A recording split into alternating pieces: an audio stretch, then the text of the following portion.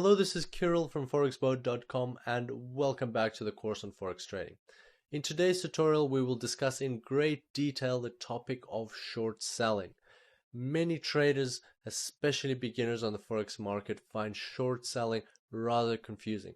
And that is why I will specifically try to walk in your shoes today and be as explicit as I can when talking about short selling.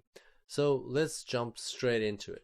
As we've already established, there are two types of traders on the Forex market. Bulls, traders who invest into the growth of a Forex currency, and bears who invest into the decline of a Forex currency. So today we're talking about short selling, and that is applicable to bears. Let's look at our Euro US dollar example in more detail. So here's a chart, and how would a bearish type of trader profit from this downward trend?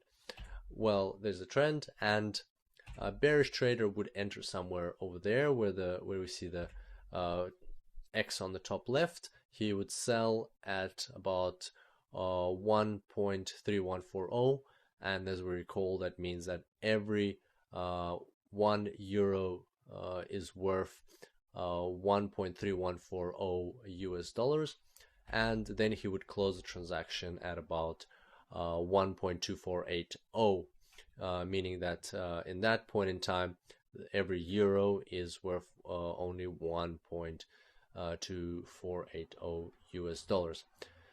So as we did previously, let's simplify this example by talking about apples, and now let's look at the mechanics of how all of this comes together. Well, first of all, we don't have apples. We know that on our account we have American dollars, but we don't have apples. How can we sell something that we don't have? So how does that work? Well, this is why this transaction is called not just selling, but the proper name for it is short selling. It's because you are selling something that you don't actually own. And the way it works in the Forex market is you as a trader, you approach your broker. And all of this is done automatically, so you don't have to think about it at all. But this is what happens in the background when you click that sell button in your trading platform. So you as a broker, you as a trader approach your broker and you borrow apples from your broker. So let's say, for instance, you borrowed 500 apples. The amount of apples you can borrow is underpinned by the actual amount of money you have on your account, because you have to guarantee that you will return these apples no matter what. So you borrow 500 apples from your broker, and you then take these apples to the Forex market and you sell them at $1.3140 per apple, and that gives you in return 657 US dollars. So now you have that money and you decide to hold on to this 657 US dollars because you've predicted that the price of 4 apples will drop, and you wait for that to happen as per our chart which we looked at earlier. So once the price for apples drops and it hits about 1.2480 American dollars per apple, guess what? You still have those $657 that you got in exchange for your apples couple of days or weeks earlier. So what are you going to do with these $657 now? Well, you're going to go and you're going to buy back apples. Now with your $657, you can buy 526 apples. So as you remember, you still have to return 500 apples to your broker, and that's exactly what you do. You return 500 to the broker, and that means you still have 26 apples of profit in your hands. Because of this transaction, you're left with an extra 26 apples. And now what you do with these 26 apples is you convert them back into US dollars at the exchange rate at the time. And that basically means that now you have a profit of 32 US dollars. Now, if we replace apples with euros as we did previously, you will see that nothing changes.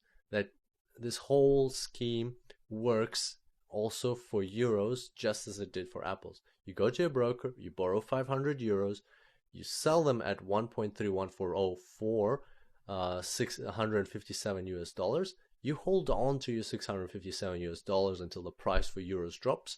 You use those $657 to buy back euros at the new lower price of 1.2480. You get 526 euros in return. You return 500 euros to your broker. Your profit is 26 euros. Because your account is in US dollars, you convert your euros back into US dollars and you have 32 US dollars of profit. So that's in a nutshell how short selling works. You may find slightly varying explanations for the stock market, and that's because you're dealing with stocks and ownership rights to a company. But in the Forex market, these are actual transactions with actual money, and this is how short selling works on the Forex market. Also, as we discussed previously, the first transaction over there is called selling. It's short for short selling, but and everybody is so used to just saying selling on the Forex market that they no longer use the combination of words short selling. So we'll just stick to selling from now on. And the last transaction over there is called closings. So as you can see, it's not that complicated. The concept itself is a bit different to buying, but the Forex market has been around for so long, and the procedures in place in any brokerage company are so standardized that you will not even see a difference. The mechanics are different, but the way you conduct a buy transaction is identical to the way you conduct a sell transaction. And the way these things work in the background, they don't even charge an extra commission for borrowing those 500 euros. And finally, before we finish today's tutorial, I would like to point out that just as with buying, with selling, you can use leverage to achieve much better results from your trades. And this is something that we will discuss in the future tutorial when we talk more about leverage. And thank you for your attention. I look forward to seeing you next time. Until then, happy trading.